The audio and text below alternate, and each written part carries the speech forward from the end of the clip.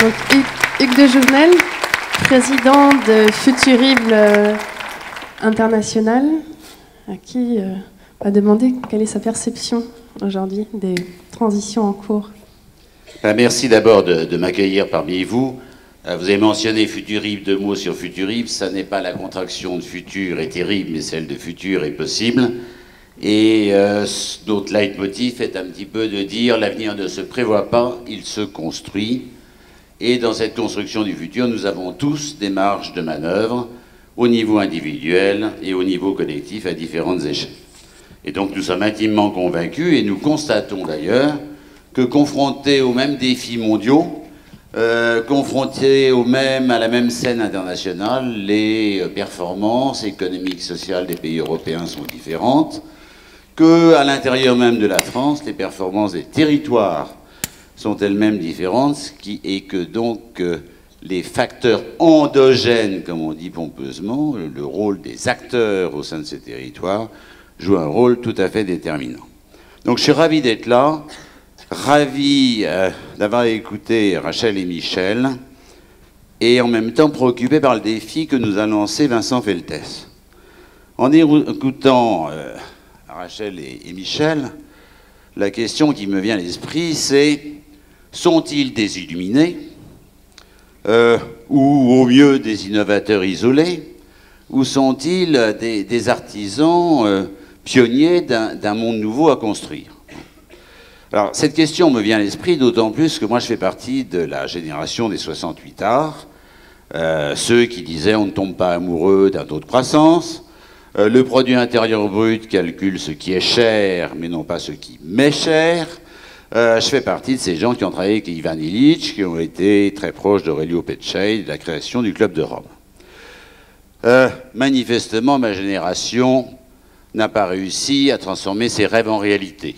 D'accord ?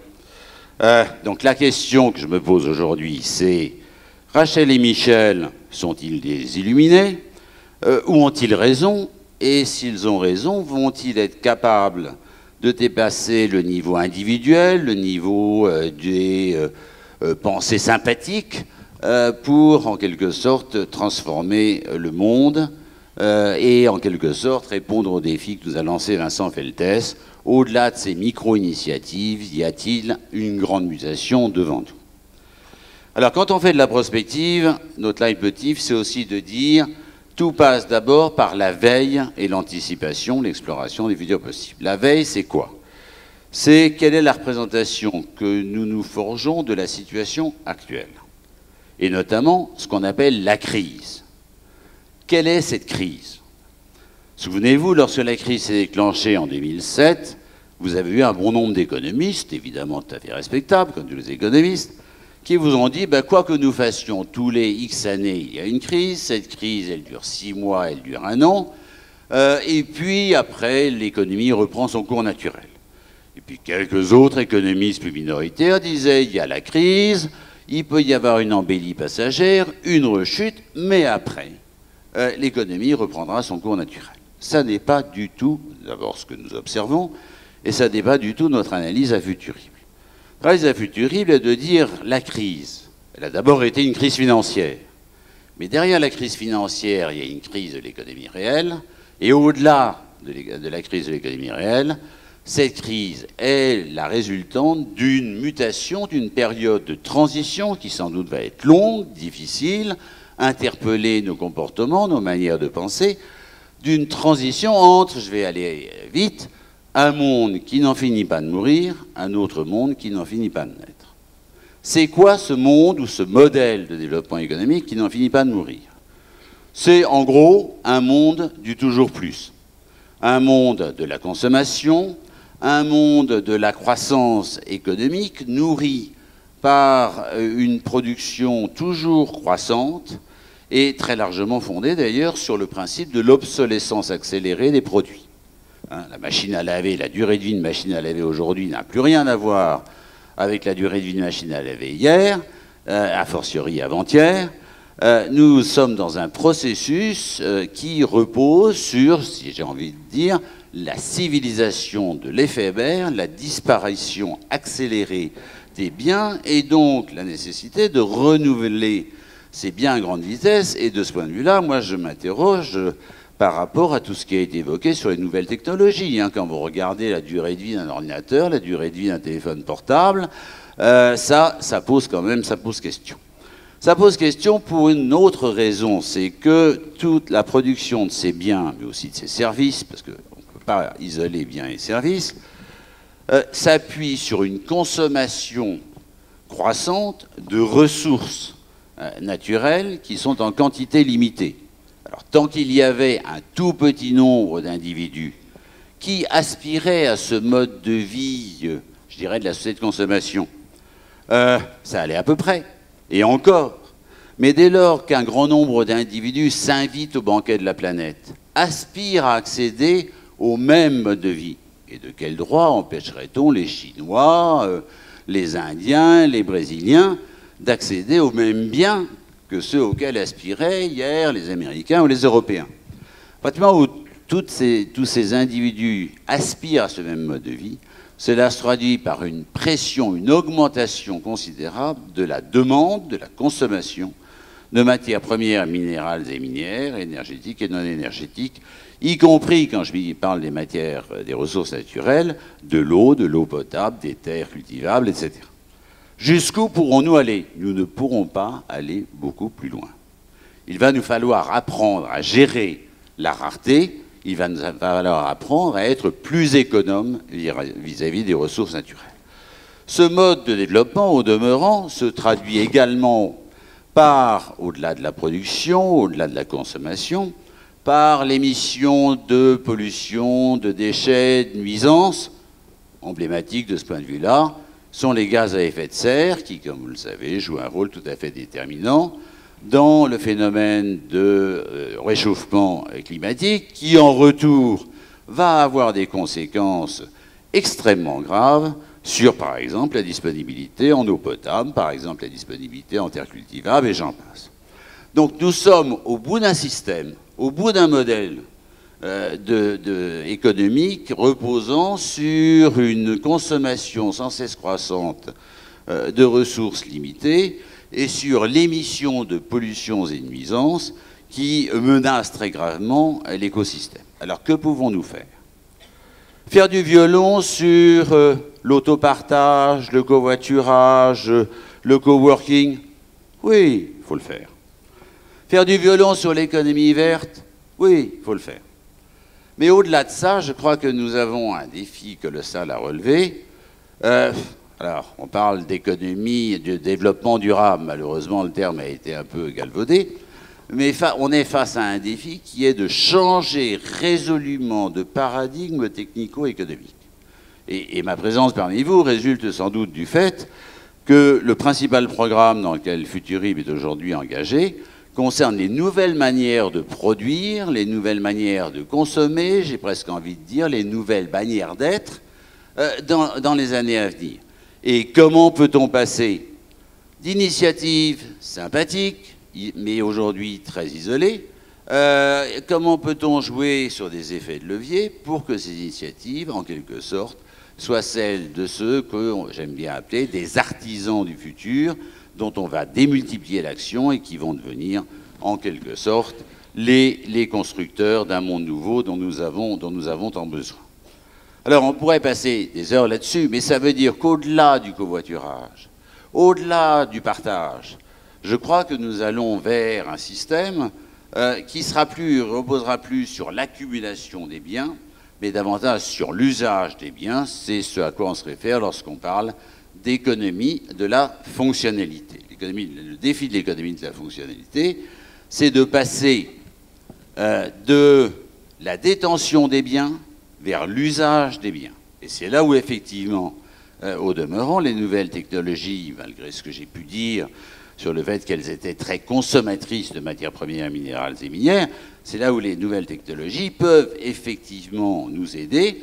Et on voit que pendant que les États, n'ayant pas compris la vraie nature de la crise, rament, essaient de colmater les brèches d'un bateau qui prend l'eau, pendant que les États adoptent des politiques qui visent à consolider un système ancien, on voit qu'au niveau des territoires, qu'au niveau de certaines entreprises, qu'au niveau de régions, de villes, des initiatives aujourd'hui prennent de l'ampleur, qui amorcent ce virage dont nous avons autant besoin.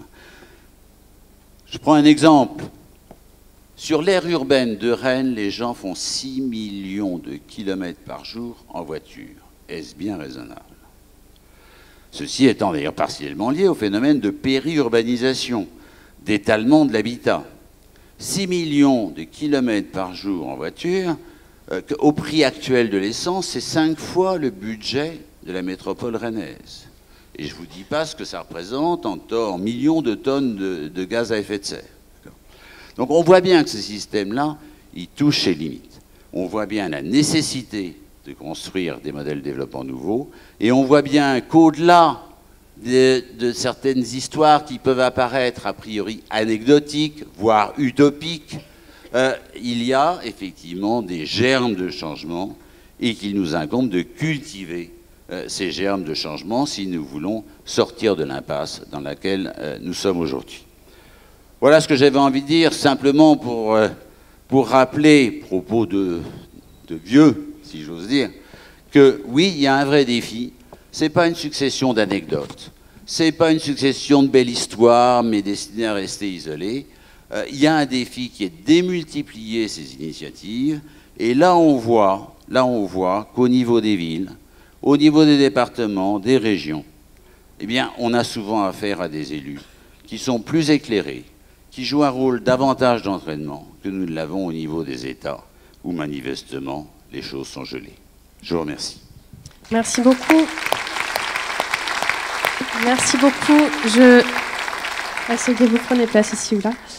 Je regarde un peu ma montre en fait et je crois qu'il est temps de vous passer la parole. Donc des hôtesses devraient passer entre vous pour prendre vos questions. Voilà, si on peut avoir un petit peu de lumière comme ça, je vous verrai. Il y a un micro. Alors levez la main si vous souhaitez poser des questions et profitez du panel assez exceptionnel que nous avons ici ce matin.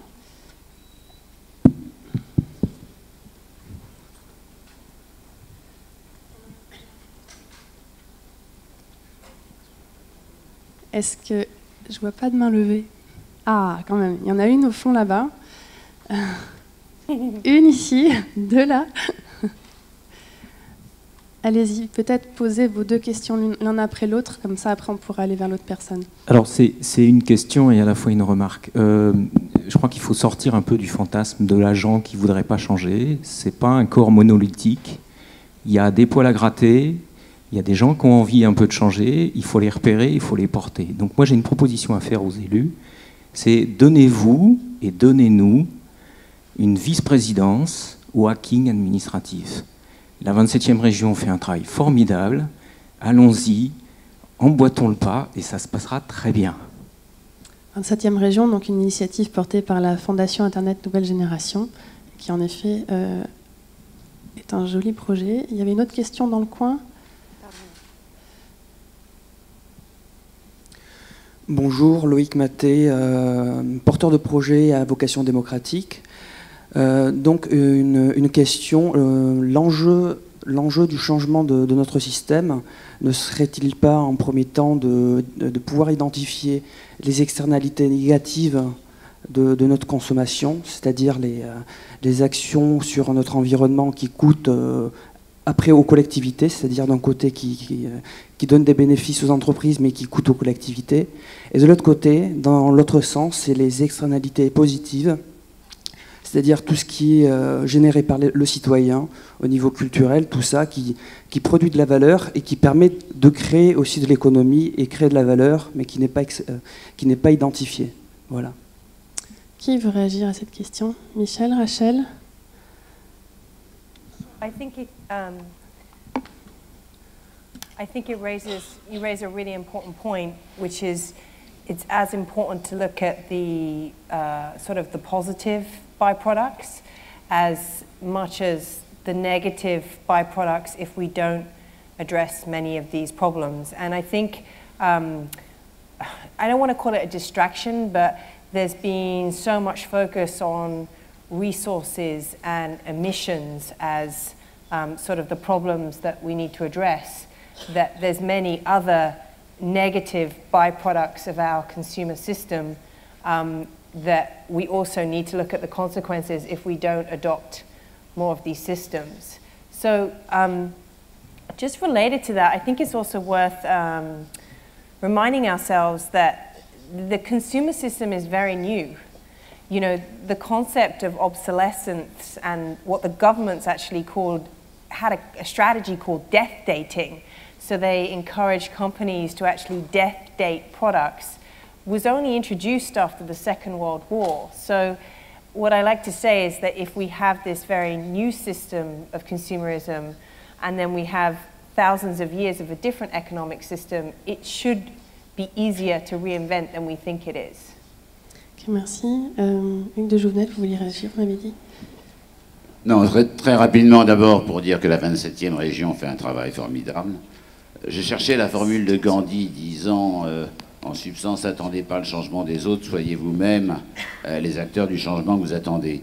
C'est un peu l'esprit dans lequel travaille la 27e région et travaille un certain nombre d'associations qui existent aujourd'hui en France qui précisément cherchent à mailler ces initiatives et cherchent à faire surgir, si j'ose dire, par la France d'en bas, la formule est un peu à l'emporte-pièce, des politiques nouvelles. Donc bravo à la 27e région, on a besoin que ce genre de structure se démultiplie, augmente, etc.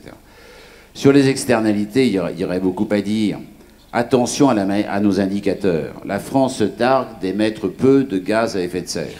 C'est pas difficile, puisqu'elle s'est désindustrialisée. Et donc les Français consomment de plus en plus de biens qui sont produits en Chine ou ailleurs. Donc nous n'avons pas réduit nos gaz à effet de serre. Nous avons délocalisé l'émission de nos gaz à effet de serre. Donc ça, ce genre d'analyse est très important. Quand vous calculez l'empreinte écologique de nos activités, le Global Footprint Network, faut pas le calculer au premier degré, il faut le calculer au deuxième degré en prenant en compte toute la chaîne de valeur en amont de nos consommations et en aval de nos consommations. En aval de nos consommations, ça veut aussi dire, ça renvoie aussi à des débats tels que le recyclage, donc la consommation de biens pouvant être recyclés. Et je termine juste par une phrase, toujours concernant le maillage entre l'individuel et le collectif, le micro et le macro. Moi, je voyais qu'en Corée du Sud, ils ont développé une green card, qui est une carte de crédit. Il y a aujourd'hui 5 millions de personnes détenteurs de cette green card, qui, s'ils consomment des produits bio, citoyens, circuits courts, etc., leur donnent des points. Donc il y a à la fois un mélange d'initiatives au sein de la société civile et en même temps de mesures adoptées, en l'occurrence au niveau d'un État, mais qu'est-ce qui empêcherait de le faire au niveau de la Gironde ou au niveau de la communauté urbaine de Bordeaux, qui leur donne des points. Donc il y a un phénomène d'incitation à des consommations responsables. Merci. Ça émerge un peu en France. Et Michel, Rachel. Can I just comment on that? Because look, I'm an advocate for greener products, but I also think they're very dangerous to consumer behavior if we're talking about mainstreaming, because if you look at a lot of research, when people use one green household cleaner or they buy a Prius, it removes guilt for them. And so it actually can become an impediment to wider behavior change. So I think we have to be very careful how much attention we put on greener goods, because they don't actually very often fundamentally change our mindset and our behavior and the systems. They're still part of a consumer system that's set up to sell more greener goods. This is right. Michel. J'aimerais insister sur le fait que justement ce qu'on appelle la production entre pairs est vraiment une sorte de changement structurel important. Quand vous faites un design privatisé pour une entreprise, vous allez faire toujours le design pour la rareté, pour maintenir la rareté. Donc même si vous êtes dans le renouvelable, vous allez créer des produits avec une date pour que le produit se casse et vous oblige à racheter le produit. Donc c'est structurel, c'est-à-dire tout design qui est fait au sein d'une entreprise privée est fait dans cet esprit-là. C'est pas, comme on dit en anglais, it's not a bug, it's a feature. Ça fait partie du système. Or, quand vous examinez par exemple les 26 projets de voitures avec design ouvert comme Wikispeed, ils sont tous durables. Donc quand une communauté fait un design, il faut un design pour la durabilité. Donc moi, je ne dis pas qu'il faut abolir le marché. Je dis qu'il faut placer le marché autour du commun. Donc, et c'est pour ça que c'est important de ne pas croire que les valeurs sont créées dans le privé et que le civique, c'est le culturel. C'est fini. Aujourd'hui, le civique est devenu producteur technologique. Les grandes avancées dans l'innovation agricole, dans le 3D printing, dans l'énergie renouvelable, ne viennent pas des entreprises, ils viennent de communautés civiques qui créent autour d'eux alors des entrepreneurs. Et donc c'est très important de voir qu'aujourd'hui l'innovation, il y a un livre très important de Steven Johnson, Where do Good Ideas Come From? Donc il y a l'individuel, le collectif, le marché et le non-marché. De plus en plus, les grandes innovations viennent de ce qu'il appelle le collectif non-marchand. Et qu'est-ce que c'est le collectif non-marchand? C'est open source. C'est ces dynamiques de production, de valeur, d'innovation, qui est localisée dans le civique, dans une économie contributive, qui crée autour de lui une différente sorte de marché. Et donc c'est une intervention structurelle, c'est pas seulement des individus qui sont en train de jouer. En fait, on est en train de structurer différemment notre économie par le biais de la production entre pairs, et c'est très très important pour la durabilité du système économique.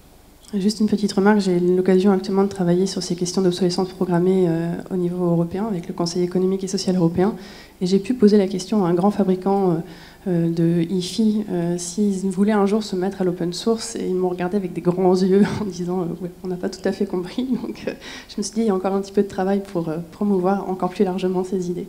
Je crois qu'il y a une question là-bas à gauche. Oui, Étienne Ayem, bonjour. Par rapport à la question des GAFA de Google et de l'évolution de ces systèmes où le premier remporte tout et la concurrence avec OpenStreetMap, quand on sait qu'un service est gratuit, on sait que c'est nous le consommateur, enfin c'est nous le produit, donc on utilise nos données. Quel est l'avenir de Google, de Facebook, d'Amazon par rapport à OpenStreetMap quand on sait maintenant tout l'espionnage qu'il y a au niveau américain de nos données et de l'utilisation qui en est faite? Merci. Qui veut réagir? Moi, je viens dire 2 mots là-dessus, si vous voulez. Je suis totalement ignorant, donc je peux dire 2 mots. Moi, je crois que 20 ans fait le test, l'a souligné. Je pense qu'il y a aujourd'hui un véritable risque de création de monopole sur des données concernant l'ensemble de la vie des individus, des nations, des entreprises, etc.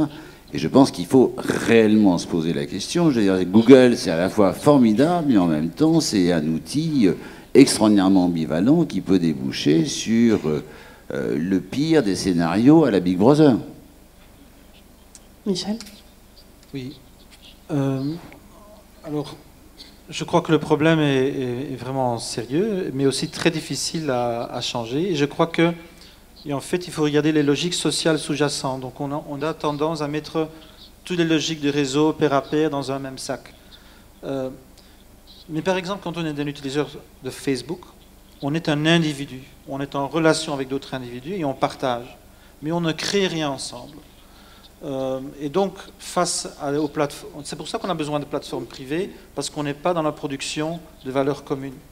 Par contre, si on fait du logiciel libre, on crée quelque chose qu'on aime en communauté, on est obligé de solutionner des conflits interpersonnels. Donc, on aime le commun qu'on a créé, on va créer des institutions comme les For Benefit Institutions qui vont protéger la communauté. Donc ça va être très difficile de changer des dynamiques comme Facebook par rapport à cette logique justement séparative des réseaux sociaux. C'est pour ça qu'il est très important de voir la différence entre la production de valeur en commun et simplement, par exemple, une place de marché, pair à pair, ou un réseau social. Alors, moi j'ai ma solution qui est un peu vieillotte, je veux dire. Je considère Facebook comme une utilité sociale. La première chose à faire, c'est de créer un syndicat de consommateurs pour s'organiser en tant qu'utilisateur Facebook contre les abus de la plateforme propriétaire. Mais Mais on voit bien, par exemple, quand on voit les pratiques de tous ces groupes, combien d'utilités ils ont déjà détruit. Il y a plein de choses, par exemple, le reader RSS de Google, moi je l'employais tous les jours, et du coup, ils l'ont fermé, j'ai plus rien.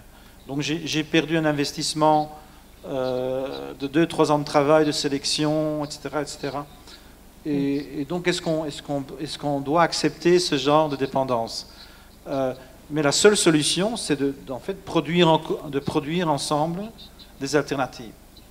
Ça, mais je ne dis pas que c'est facile, mais en fait, c'est la seule solution.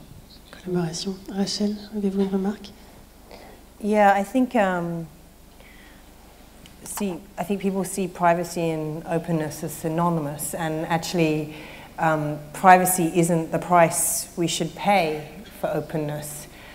And you know, I recently personally ran into this issue where I use Gmail, so I accept there's a trade-off I make with my data.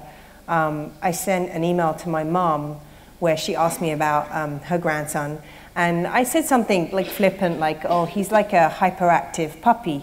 And so she wrote back and said, well, you were the same when you were his age.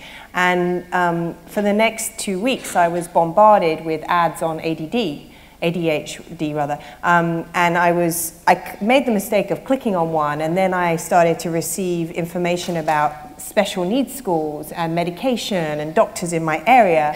So I suddenly started thinking, have I somewhere on the web left this digital footprint for my son that has hyperactive behavior? So I wrote to Google and said, you know, I'd like this removed in some way. And it was more of an experiment, and it really prompted a question in my head, which I don't think enough of us are asking and taking. We're blaming the companies, but we're not taking personal responsibility, which is who owns our data.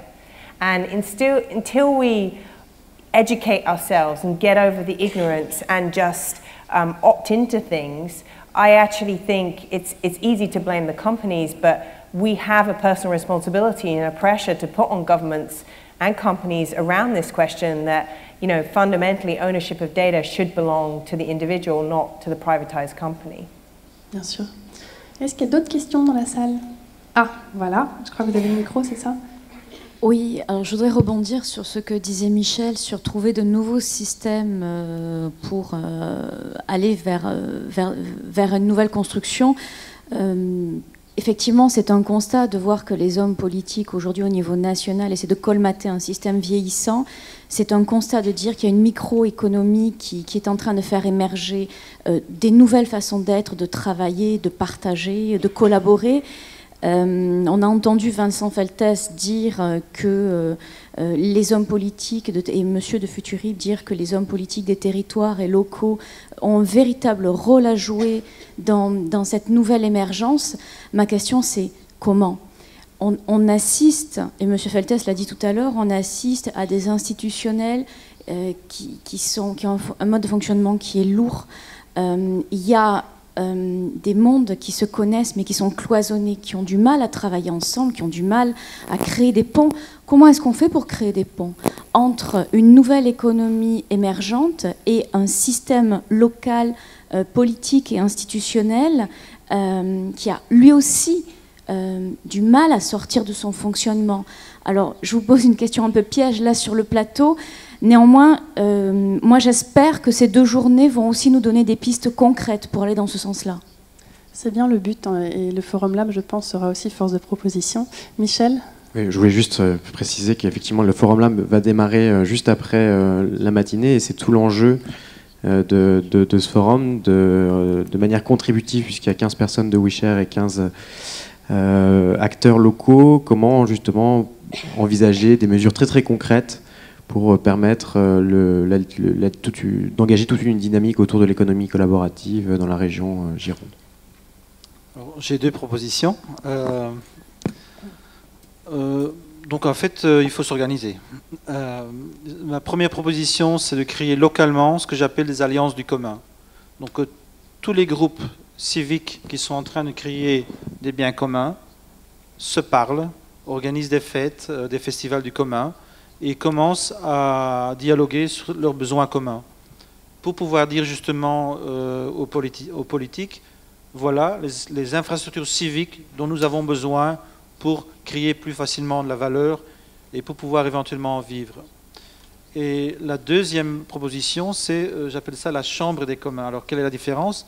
L'Alliance des communs, c'est civique, et la chambre des communs, c'est en fait la chambre de commerce de l'économie éthique. Donc c'est là aussi les acteurs locaux doivent commencer à se rencontrer, à se parler et à définir leurs besoins. Parce que les politiques, même s'ils veulent nous parler, ils ne savent pas à qui parler. Et aujourd'hui, il n'y a pas de véhicule collectif pour cette nouvelle économie. Et on en a besoin. Et donc, ma proposition d'avoir deux modalités différentes, une modalité civique et une modalité économique pour ne pas mélanger les genres. Donc, pour ne pas contaminer les demandes civiques et les demandes économiques. Mais l'appel sera peut-être entendu. Hugues de Jouvenel, vous vouliez rebondir aussi? Oui, deux mots. D'abord, parce que je pense que Michel a raison d'insister sur le concept de commun. Et en même temps, je pense que le concept de bien commun mérite réflexion. Parce que le bien commun n'est pas la somme des intérêts particuliers. Le bien commun est quelque chose qui, par nature, est différent de la somme des intérêts particuliers. Et donc, la chambre des communs, mon inquiétude, si tu vois, telle que tu la conçois, c'est que ça devienne la chambre de compensation entre les intérêts particuliers. C'était une remarque ou une taquinerie. La deuxième remarque en rapport avec la question, c'est que n'oublions pas quand même que les élus sont des sous-produits de la société. Et donc les élus sont la résultante de la culture citoyenne des individus. Donc les élus ne vont pas bouger tout seuls, n'attendons pas de miracle des élus. Le fait d'être citoyen ne consiste pas uniquement à mettre un bulletin dans l'urne de temps en temps, et puis le résultat de s'intéresser qu'à ses propres affaires. On a un déficit de culture politique en France, un déficit de culture et de vie citoyenne en France, et donc on a des élus qui sont dessus de tout. Je suis désolé, mais il faut qu'on en tire les conséquences, non pas en attendant la femme ou l'homme providentiel, mais en repensant notre rôle de citoyen.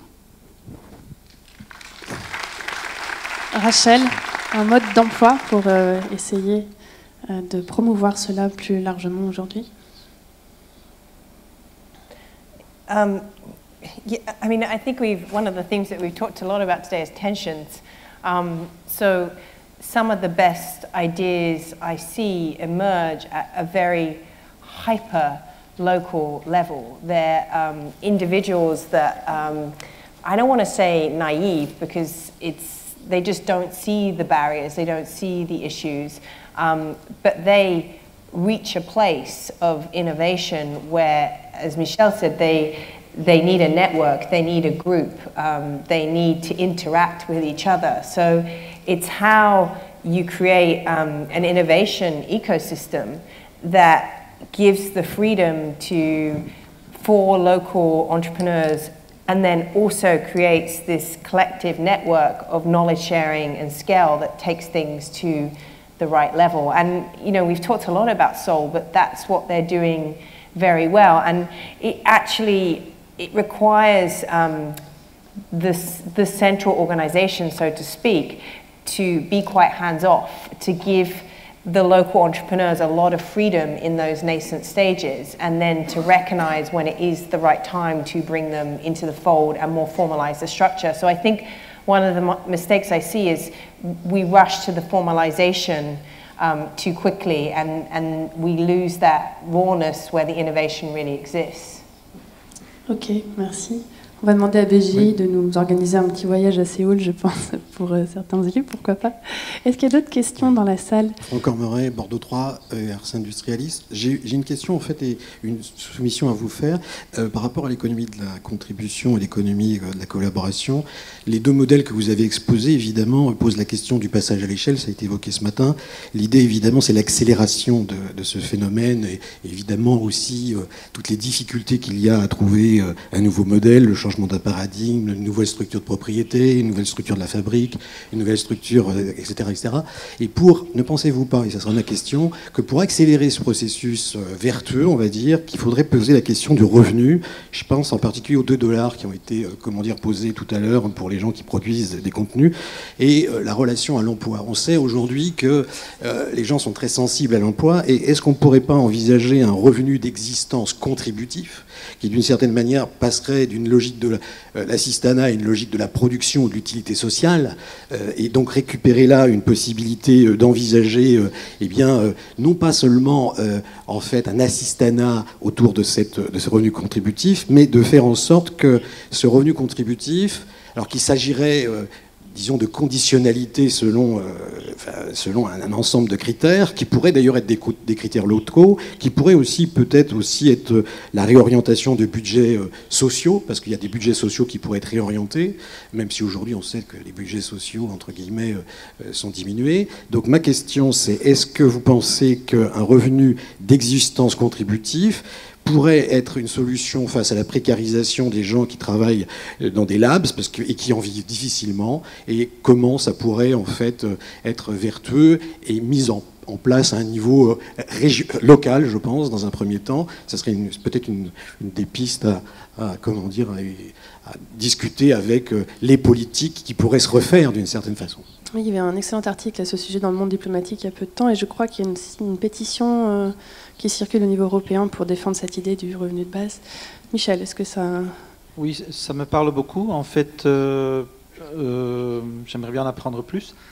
Moi, ce que je trouve jusqu'à présent, ce qui ressemble assez bien, je crois, à cette proposition, c'est Christian Ernst Berger, qui est un économiste belgo-allemand, qui a proposé le revenu de transition. Donc moi personnellement j'aime bien l'idée d'un revenu de base, mais je crois qu'il n'y a pas assez de support social pour ça. Et donc quelque chose entre les deux, à mon avis, me paraît intéressant comme proposition transitionnelle. Et donc l'économie de transition, le revenu de transition, c'est un peu la même philosophie.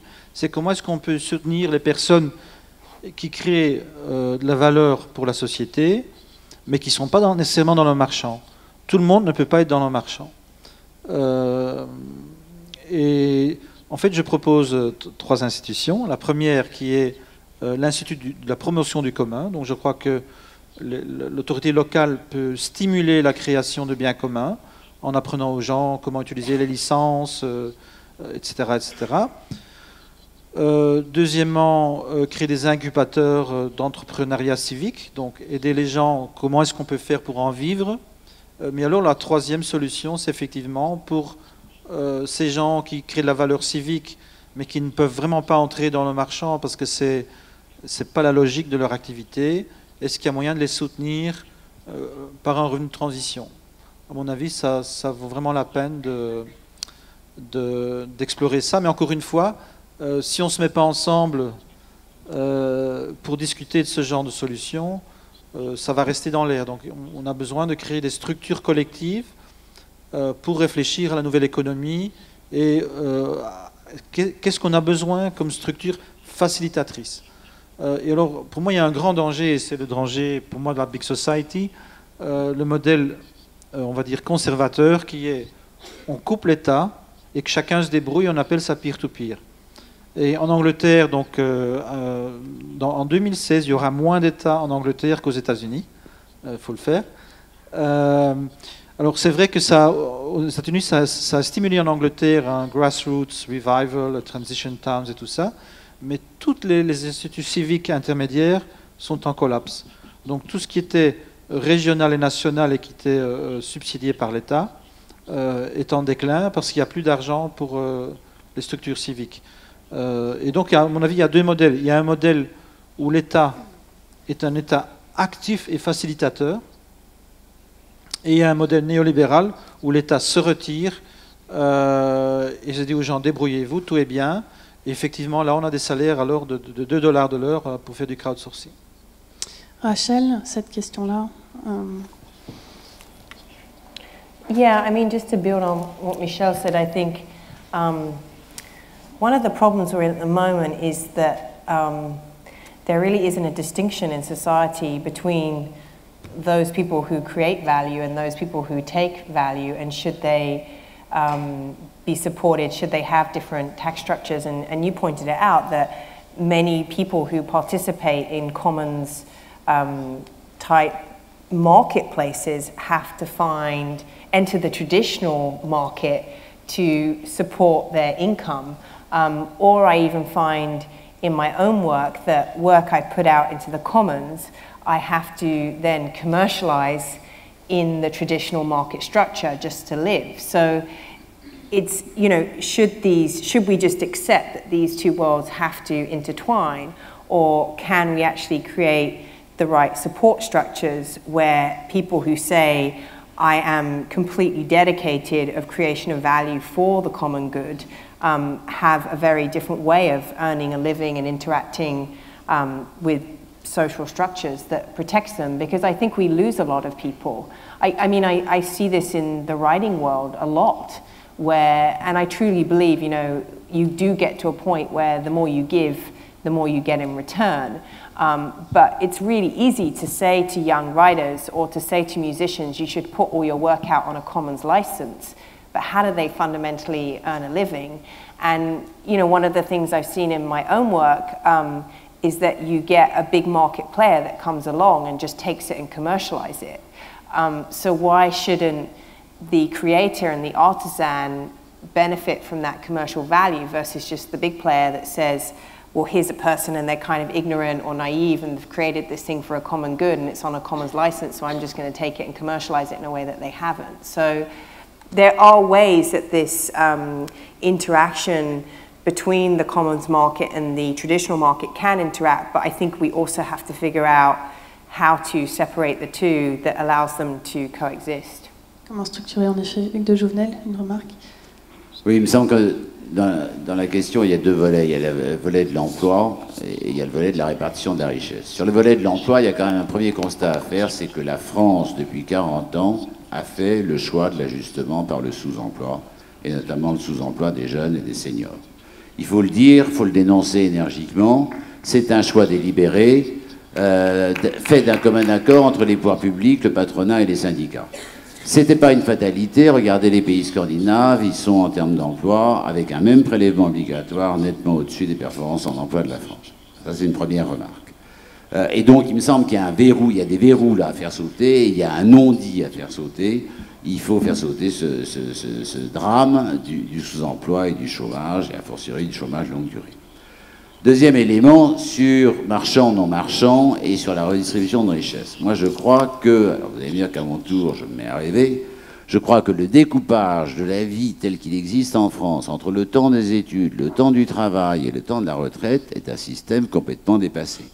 Il faut que nous puissions être tous polyactifs de 16 à 76 ans, je dis n'importe quoi sur les catégories d'âge, je pense qu'il faudrait abolir d'ailleurs les catégories d'âge, et passer une partie de notre temps dans le système marchand, et on en a besoin, parce que honnêtement on a quand même besoin d'avoir un minimum de revenus, une partie de notre temps dans le non-marchand, dans des activités citoyennes, une partie de notre temps, etc., etc. Et il faut pouvoir faire de la formation tout au long de la vie. Là, il y a une vraie révolution à mener, qui n'est pas une révolution qui emprunte à l'innovation technologique, elle emprunte à nos comportements, elle emprunte à nos représentations. Et là, alors pour le coup, les politiques ont un rôle à jouer. Et les corps intermédiaires aussi, pas seulement les associations, mais il y a des corps intermédiaires dont on a peu parlé ici ce matin, ce sont les syndicats, qui aujourd'hui sont très complices, par exemple, de ce sous-emploi que je dénonce. Donc voilà, je pense que le temps court et donc qu'il faut terminer. Alors je profite d'avoir le micro pour dire une chose. Moi j'aime bien cette phrase de Goethe qui disait « J'aime celui qui rêve l'impossible ». Je crois que nous, aujourd'hui, on a un défi qui est de transformer le souhaitable en possible ou en probable. Et c'est ça le défi et il faut y aller.